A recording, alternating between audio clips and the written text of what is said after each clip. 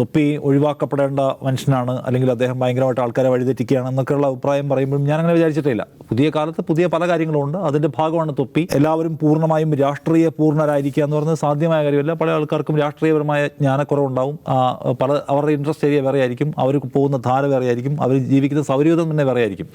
അതിനെല്ലാം കൂടെ അക്കോമഡേറ്റ് ചെയ്യുക, അക്സെപ്റ്റ് ചെയ്യുക എന്നുള്ളതാണ് പുതിയ കാലത്ത് നമ്മൾ സ്വീകരിക്കേണ്ട ഒരു നില. എന്നുകൊണ്ട് തന്നെ തൊപ്പി അങ്ങനെ പൂർണ്ണമായും വെറുക്കപ്പെടേണ്ട ഒരാളെന്ന നിലയൊന്നും എനിക്കുണ്ടായിരുന്നില്ല. കഴിഞ്ഞ ദിവസത്തെ അദ്ദേഹത്തിൻ്റെ വീഡിയോ ഭയങ്കരമായി ഡിസ്റ്റർബിംഗ് ആയ ഒരു കാര്യമാണ്. കാരണം തൊപ്പി ഭയങ്കരമായ ഇൻഫ്ലുവൻസേഴ്സ് ഉള്ള, തൊപ്പി എവിടെയെങ്കിലും പോയാൽ ജനക്കൂട്ടം ഇളകി വരുന്നത് നമ്മൾ കാണുന്നുണ്ട്. അത്രയും ചെറുപ്പക്കാർക്കിടയിൽ, പ്രത്യേകിച്ച് ടീനേജേഴ്സിനിടയിൽ ഭയങ്കരമായിട്ടുള്ള ഇൻഫ്ലുവൻസ് ചെയ്യാൻ കഴിയുന്നതാണ്. അയാൾ പറയാണ്, എനിക്ക് ആ വിഷയത്തിലൊരു അഭിപ്രായം പറയാൻ ഇപ്പോൾ കഴിയില്ല, എൻ്റെ സുഹൃത്തുക്കളിൽ ഇസ്രായേലിനെ സപ്പോർട്ട് ചെയ്യുന്ന ആൾക്കാരും ഉണ്ടെന്ന്. അത് ഒരു നിലയ്ക്കും അയാളൊന്ന് വരാൻ പാടില്ലാത്ത ഒന്നാണ്. അങ്ങനെ ഒരു നിലപാടുള്ള മനുഷ്യനെ നമ്മുടെ കുഞ്ഞുങ്ങൾ കാണുന്നില്ല എന്ന് ഉറപ്പാക്കാനുള്ള ബാധ്യത നമ്മുടെ രക്ഷിതാക്കൾക്കുണ്ടെന്നാണ്.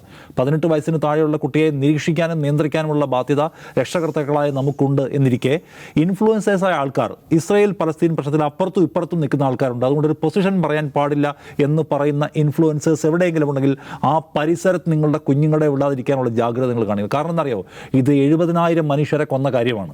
20,000-ലധികം കുഞ്ഞുങ്ങളെ, അതിൽ തന്നെ എത്രയോ പിഞ്ചു കുഞ്ഞുങ്ങളെ കൊന്ന് തള്ളിക്കൊണ്ടേയിരിക്കുന്ന വംശഹത്യാ കാഴ്ചയാണ്.